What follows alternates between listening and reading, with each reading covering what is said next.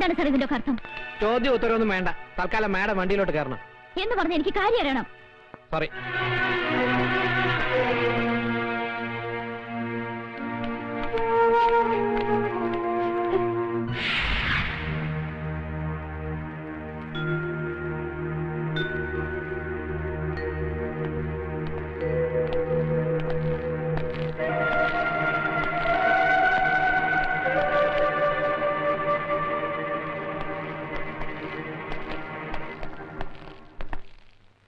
ക്ഷമിക്കണം മിസ് അശ്വതി മേനൻ.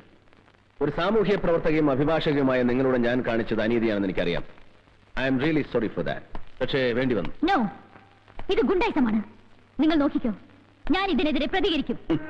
പ്രതികരിച്ചോളൂ. പക്ഷേ അതിനു മുമ്പ് എനിക്ക് പറയാനുള്ളത് മുഴുവൻ നിങ്ങൾ കേൾക്കണം. കേട്ടേ പറ്റൂ. 2 വർഷം മുമ്പ് coast guard inspector Rajasekharan Nair ദാരുണമായി കൊല ചെയ്യപ്പെട്ടു. അതിന് അദ്ദേഹം ചെയ്ത കുറ്റം, വധിക്കപ്പെടുന്നതിന് ഏതാനും ദിവസം മുമ്പ് സ്ഫോടക വസ്തുക്കളുമായി തീരത്തണഞ്ഞ ഒരു ബോട്ട് കസ്റ്റഡിയിലെടുത്തു. അതിൽ നിന്നും പിടിച്ചെടുത്ത സ്ഫോടക വസ്തുക്കൾ രായ്ക്ക് രാമാനം വെറും ഓലപ്പടക്കങ്ങളാണെന്ന് തെളിയിക്കാൻ അതിന്റെ സൂത്രധാരന്മാർക്ക് കഴിഞ്ഞു. പക്ഷേ രാജശേഖരന്റെ കൊലപാതകയെ അശ്വതി മേനൻ എന്ന അഡ്വക്കേറ്റിന്റെ ബുദ്ധിയും മെടുക്കും കൊണ്ട് കോടതി വെറുതെ വിട്ടു. ആ പ്രതിയുടെ പേരാണ് ആമിർ അലി. ഒരിക്കൽ ഞാൻ ചോദിച്ചു, അന്ന് അവനെ സഹായിക്കാൻ കരുത്തരായ ആരെങ്കിലും നിങ്ങളെ സമീപിച്ചിട്ടുണ്ടോ എന്ന്. അത് നിങ്ങൾ ഒഴിഞ്ഞു മാറി. എനിക്കറിയാം അങ്ങനെ ആരോ നിങ്ങളെ സമീപിച്ചിട്ടുണ്ട്. എന്താണ് അയാളുടെ പേര്? ആ പേര് പറയിക്കാൻ ഇങ്ങനെ ഒരു മാർഗം വേണ്ടിയിരുന്നില്ല അമർനാഥ്. ഒരേ ക്ലാസ്സിലിരുന്ന് പഠിച്ചവരാണ് നമ്മൾ. പഠിച്ച പാഠങ്ങൾ മനഃപ്പാഠമാക്കാൻ പരസ്പരം ബാധിച്ചിട്ടുണ്ട് പലപ്പോഴും. ആ അമർനാഥാണോ ഒരു ശത്രുവിനെ പോലെ, ഒരു കുറ്റവാളിയെ പോലെ? എന്നെ അമർനാഥിന് അറിയില്ലേ? ഒരു ദൗത്യം ഏറ്റെടുത്താണ് ഞാൻ ഇവിടെ വന്നത്. പക്ഷേ ഞാൻ തോറ്റുപോയി. എന്നെ തോൽപ്പിച്ചവരുടെ കൂട്ടത്തിൽ താൻ ഉണ്ടാകരുതെന്ന് ഞാൻ ആഗ്രഹിച്ചു.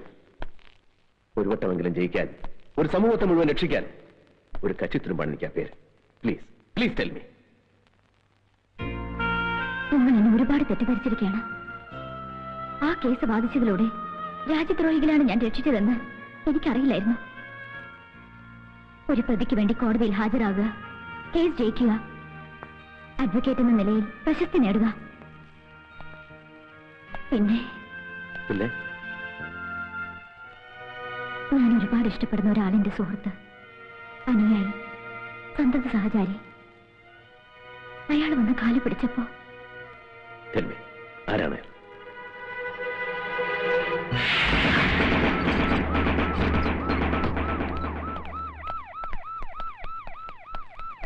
എന്താ? എന്ത് വേണം? എനിക്ക് ഈ വീടൊന്ന് പരിശോധിക്കണം. പരിശോധിക്കണം? ഞാൻ ആരാണെന്ന് തനിക്കറിയോ? അറിയാം, മന്ത്രിയാണെന്നറിയാം. അതുകൊണ്ടാണ് സ്പെഷ്യൽ സാങ്ഷൻ വന്നിരിക്കുന്നത്. നോ പറയരുത്. അർത്ഥണ്ട സാർ, പ്ലീസ്.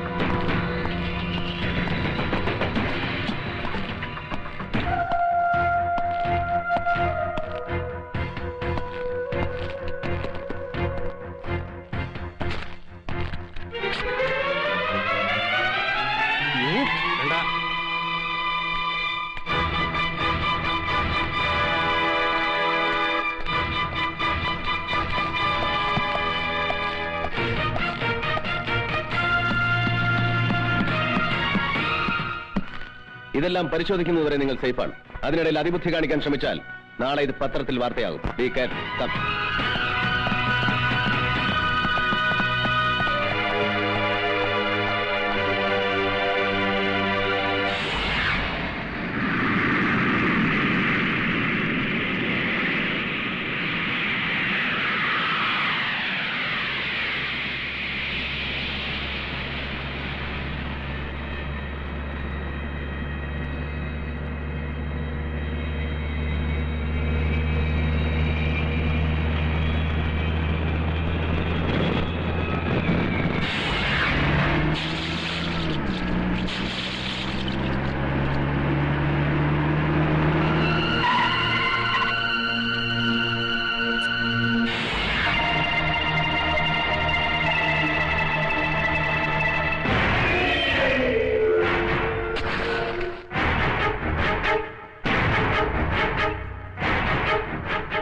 क्या नाम था उस कमीने इंस्पेक्टर का? इंस्पेक्टर अमरनाथ। बड़ा कमाल का आदमी है यार। हर हमेशा मेरे को बोलता था ये करेगा वो करेगा। एक मामूली पुलिस इंस्पेक्टर को कुछ नहीं कर सका, अपने आप को इतना बड़ा बादशाह बोलता है। थू! अरे डूब मरो पानी में साला। मिनिस्टर, क्या वादा किया था जॉन ब्रिटो से? क्या वादा किया था तुमने जिंदगी में सिर्फ एक ही बड़ा काम किया, हमारा सिगरेट का फ्लॉपी डिस्क उस इंस्पेक्टर के हाथ भोंक के। ചില്ലാനാ മत. क्यों नहीं चिल्लाऊं? किया अब साला भोंक के फायदा क्या? क्या फायदा? എനിക്കൊരു മുഖ്യമന്ത്രി പദമാണ് ആവശ്യമെങ്കിൽ നിങ്ങളെ ഇങ്ങോട്ട് കെട്ടി എഴുന്നേൽക്കേണ്ട ആവശ്യം എനിക്കില്ല. പൂമനം കടപ്പുറത്ത് തെട്ടൊമ്പെണ്ണത്തിന് കശാപ്പ് ചെയ്തപ്പോ എന്റെ 16 MLA-മാരെ കൂട്ടി ഒരു രാത്രി പ്രതിപക്ഷമായ ഒരു അലയൻസ്. അത്രയും മതിയായിരുന്നു ജയദേവന് മുഖ്യമന്ത്രിയാകാൻ. പക്ഷെ നിങ്ങൾ എന്നെ തടഞ്ഞു. വീണ്ടും വീണ്ടും കലാപം ഉണ്ടാക്കാൻ നിങ്ങൾ എന്നെ നിർബന്ധിച്ചു. ലക്ഷങ്ങളുടെ ആയുധങ്ങൾ, സ്ഫോടക വസ്തുക്കൾ നിങ്ങൾ ഇവിടെ ഇറക്കി. പഞ്ചാബിലും കാശ്മീരിലും എന്തിന് തൊട്ടടുത്ത സംസ്ഥാനങ്ങളിൽ വരെ അതിപ്പോഴും പൊട്ടിക്കൊണ്ടിരിക്കുകയല്ലേ? സ്വന്തം നാടിനെ വഞ്ചിച്ച്, എന്നെ വിശ്വസിച്ച് എന്റെ ജനങ്ങളെ വഞ്ചിച്ച് നിങ്ങൾ നടത്തിയ ക്രൂരമായ ചൂതാട്ടം. ലോക്ക്, ഇപ്പൊ എന്റെ കയ്യിലെ പട്ടത്തിന്റെ ചരടൊന്ന് പാളിയപ്പോ തടി രക്ഷിക്കാനാണ് ഈ ഗർജനമെങ്കിൽ ഇന്റലിജൻസും ഇന്റർപോളും വലവീശിയിരിക്കുന്ന നിങ്ങൾ ബോംബെയിലും ഡൽഹിയിലും കളിച്ച കളിയൊന്നും അല്ല കളിയെന്ന് എനിക്ക് നിങ്ങളെ ബോധ്യപ്പെട്ടേണ്ടി വരും. അതുകൊണ്ട് ആ വിരട്ടൊന്നും ഇവിടെ വേണ്ട. भाषण दिया? बहुत बहादुर है ना तू? मैं सुना तेरा भाषण, बहुत खुश हुआ। देख लिया कितना ताकत है तेरे में, समझा? നിങ്ങളുടെ വീട്ടിൽ നിന്ന് ആ നായിന്റെ മോൻ എടുത്തോണ്ട് പോയ ഫ്ലോപ്പി പരിശോധിച്ചാ എല്ലാരും കൊടുങ്ങും. അതിനു മുമ്പ് അവനെ തട്ടിക്കളയാൻ വല്ല മാർഗം ഉണ്ടോ എന്ന് ആലോചിക്കും. साला ये खेल ही पूरा डर का है। जहां पब्लिक हमारे से डरना बंद कर दिया, हमारा खेल खत्म। अब आगे का खेल देखो मैं खेलता हूँ। ये दुश्मन का हाथ पैर काट के कुछ नहीं होने वाला, उसका साला गर्दन नीच काट डालने का, और वो गर्दन मैं काटेगा।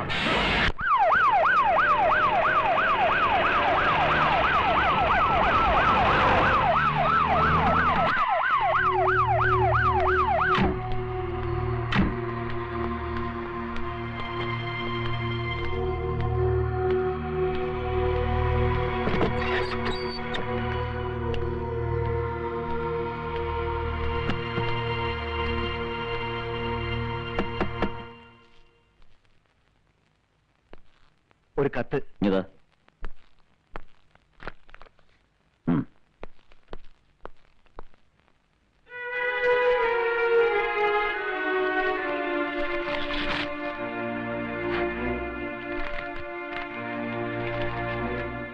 ഞാനിപ്പോൾ ശത്രുവിന്റെ പട്ടികയിലാണെന്ന് എനിക്കറിയാം. എങ്കിലും ആവശ്യപ്പെടുകയാണ്, വിരോധമില്ലെങ്കിൽ ഒന്നിന്റെ വീട് വരെ വരാമോ? മന്ത്രിയായിട്ടല്ല, പഴയ അബ്ദുൾ റഹീമായി. പക്ഷെ ചില രഹസ്യങ്ങൾ അത് പറഞ്ഞേ പറ്റൂ. എന്നെ സ്വന്തം അശോകി.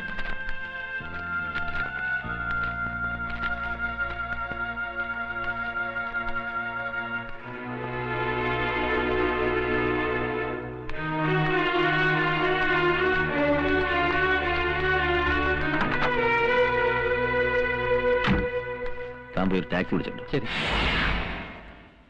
ഇല്ല, ഞാൻ അങ്ങനെ ഒരു കത്ത് എഴുതിയിട്ടില്ല. അല്ലെങ്കിൽ തന്നെ ഇങ്ങനൊരു കത്ത് എഴുതാനും ഒരുപാട് തിരക്കുള്ള ഒരാളെ വീട്ടിൽ വിളിച്ചു വരുത്തുവാനും ഞാൻ ആര്? പ്രത്യേകിച്ച് ഒരു ശത്രുവായി ഞാൻ. പ്ലീസ്, അതിലേക്കൊന്നും ഇപ്പൊ കടക്കണ്ട. വിധി നമ്മെ ഒരുപാട് അകറ്റിയിട്ടുണ്ട്. അതിലൊരു പക്ഷേ നമ്മുടെ ആദർശങ്ങൾക്ക് പങ്കുണ്ടാവാം, ഈ സമൂഹത്തിന് പങ്കുണ്ടാവാം. എന്നിട്ടും ചതിക്കാൻ കരുക്കളൊരുക്കി കാത്തിരിക്കുകയാണ് ഇപ്പോഴും ചിലർ. അതിന്റെ സാക്ഷ്യപത്രമാണ് ഈ കത്ത്. ജീവിച്ചിട്ടില്ല ഞാൻ. ജയിച്ചും തോറ്റും പിടിച്ചടക്കി ആദർശത്തെ മുറുകെ പിടിച്ചുകൊണ്ടുള്ളൊരു പടയോട്ടം.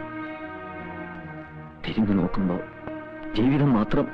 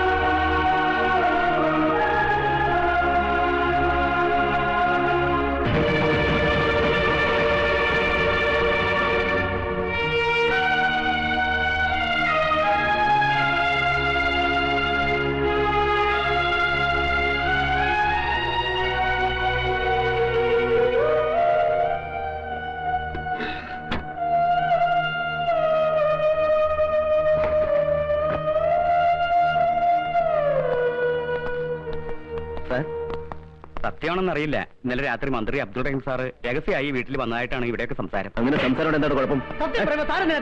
ദേഷ്യപ്പെടുന്നതാ താൻ വെറുതെ ആളുകളോട് ചൂടാകണ്ട. പ്രശ്നത്തിന്റെ പോക്ക് മുഴുവൻ അബ്ദുൾ റഹീം സാറിന്റെ ലക്ഷ്യം വെച്ച.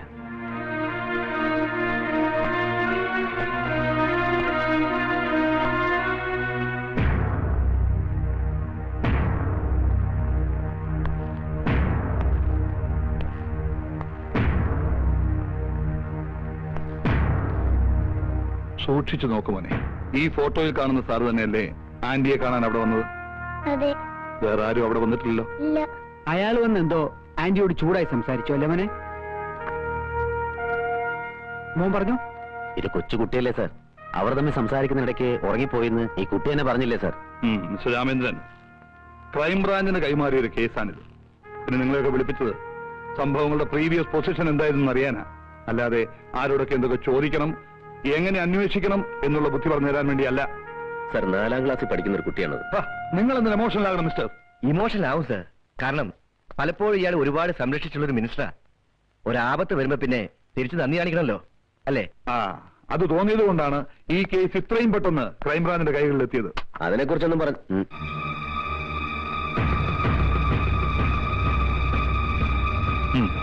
സാർ.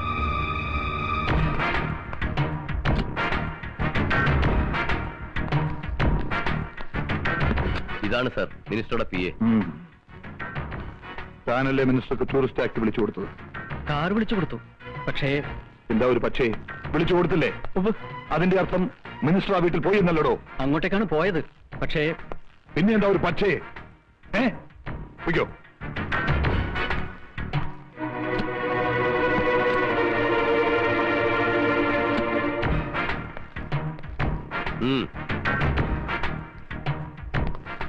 തന്റെ വണ്ടിയിലാണ് മന്ത്രി അശ്വതിയുടെ വീട്ടിലേക്ക് പോയത്. അതെ. താനാണ് തിരിച്ചു കൊണ്ടുവന്നതും. അതെ, പോയ പോലെയല്ല മന്ത്രി തിരിച്ചു വന്നത്, അല്ലേ? അദ്ദേഹം ആകെ പരിഭ്രമിച്ചിരുന്നു. വല്ലാത്തൊരു ഭാവമായിരുന്നു മന്ത്രിയുടെ മുഖത്ത്. വയ്ക്കോ.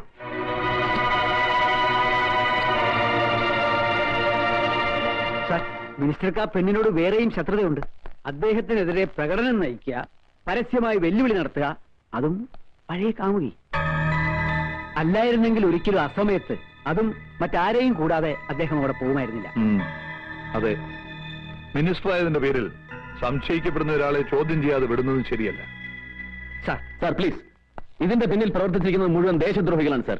മറ്റു പല കുറ്റങ്ങളും പുറത്തു കൊണ്ടുവരാതിരിക്കാനും പലരെയും നിശബ്ദരാക്കാനും വേണ്ടി മനഃപൂർവ്വം കളിച്ച കളിയാണ് സാർ. ഷടാപ്പ്! താൻ ആരാടോ ഇതൊക്കെ ചോദിക്കാൻ? കാക്കി കുപ്പായം അണിയിച്ച് എല്ലാവരെയും രക്ഷിക്കാൻ വേണ്ടി ദൈവം ഭൂമിയിലേക്ക് ഇറക്കി വിട്ട ദൈവപുത്രന? ബാക്കിയുള്ളവരൊക്കെ മണ്ടന്മാരല്ലേ? പാതിരാത്രി നേരത്ത് അംഗരക്ഷകനെയും ഔദ്യോഗിക വാഹനം ഉപേക്ഷിച്ച് മന്ത്രി ആ പെണ്ണിന്റെ വീട്ടിലേക്ക് പോയത് ശൃംഗരിക്കാനല്ലേ? സാർ ഇറങ്ങി പോണം mister. I say you get out മാൻ.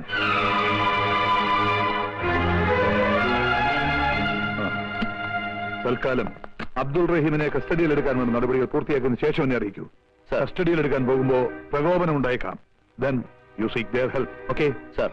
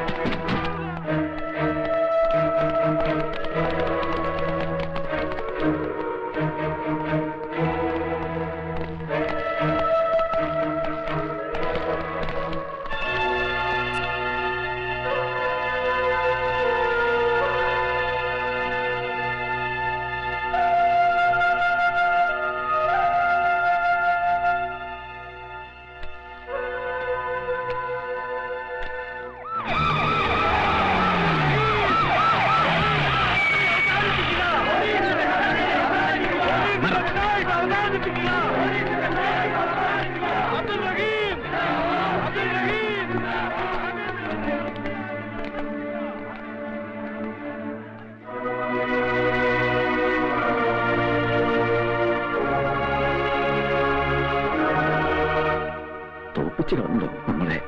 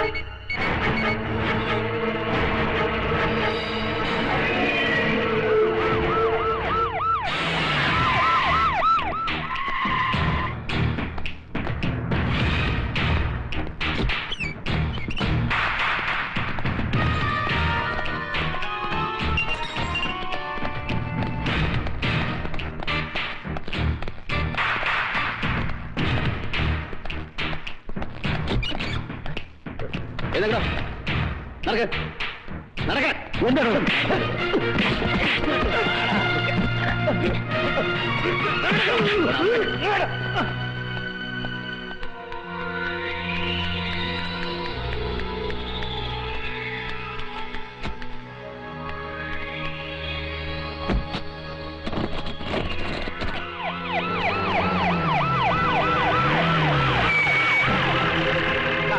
മറ്റേ വണ്ടി ഇങ്ങോട്ട്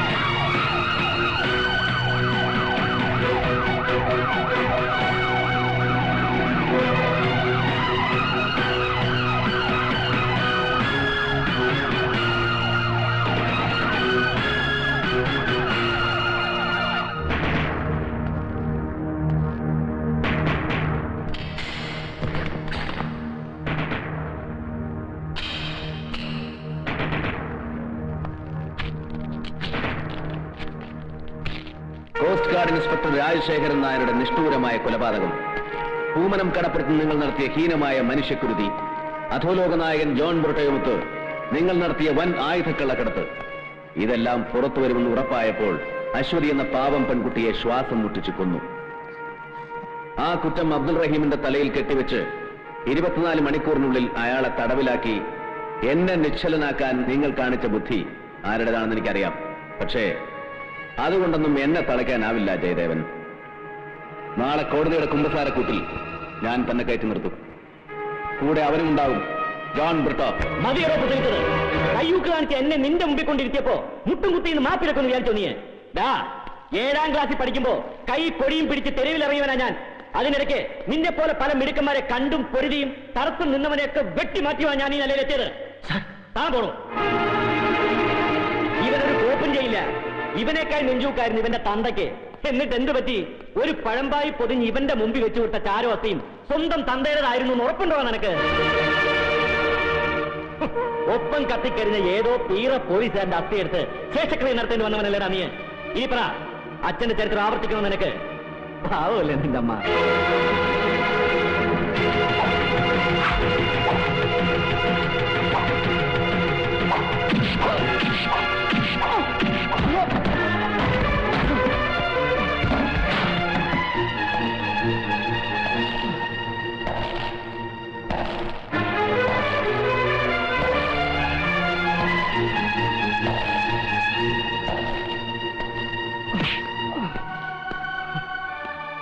ആ അസ്ഥിയും ചാരവും പുണ്യതീർത്ഥത്തിലൊഴുക്കുമ്പോഴും ആ ആത്മാവിന് ബലിയൂട്ടുമ്പോഴും കണ്ണു നിറച്ച് കാണാതെ പിരിഞ്ഞ അച്ഛനും സത്യം എന്റെ നെഞ്ചിലുണ്ടായിരുന്നു. 1000 വട്ടം ജന്മമെടുത്താലും അച്ഛനെന്ന വാക്കിന്റെ അർത്ഥവും പൊരുളും നിനക്ക് മനസ്സിലാവില്ല. അതറിയണമെങ്കിൽ ഒറ്റ തന്തയ്ക്ക് ജനിക്കണം.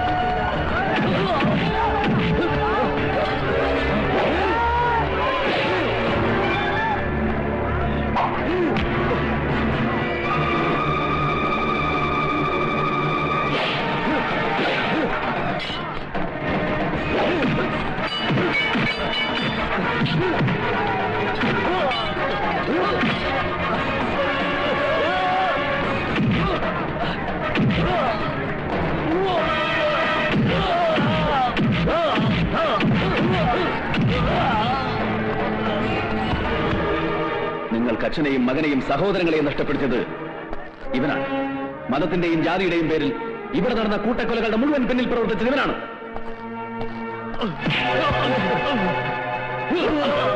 ജോൺ ബ്രിട്ടോ, വർഗീയ സംഘർഷങ്ങളുടെ നാടല്ല ഇത്. തീവ്രവാദത്തിന്റെ വിത്ത് വിതച്ചാലും മുളയ്ക്കുന്ന വിളഭൂമിയല്ല ഇത്. അക്ഷരം പഠിക്കുന്ന ആദ്യ പാഠത്തിന്റെ ആദ്യ താളിൽ നിന്നും മനഃപ്പാഠമാക്കിയ, ദേശസ്നേഹത്തിന്റെ അമൃതാക്ഷരങ്ങൾ ജപമന്ത്രമാക്കിയ ദേശസ്നേഹികൾ വാഴുന്ന നാടാണോ ഇത്? ഈ പവിത്ര ഭൂമിയിൽ ചോരത്തുള്ളികൾ വീട്ടിൽ ലാഭം കൊയ്യാൻ ആരെയും അനുവദിക്കില്ല ഞങ്ങൾ.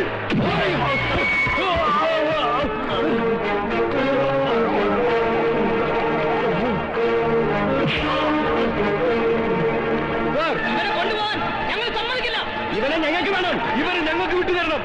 ഇവരെ ശിക്ഷിക്കേണ്ട കോടതി ഇതാണ്. നിങ്ങൾ നിയമം കയ്യിലെടുക്കരുത്. സമാധാനമായിട്ട് പിരിഞ്ഞു വേണം.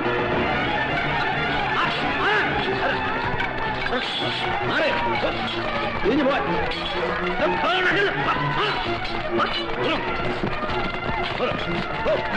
പ്രശ്നമുണ്ടാക്കരുത്.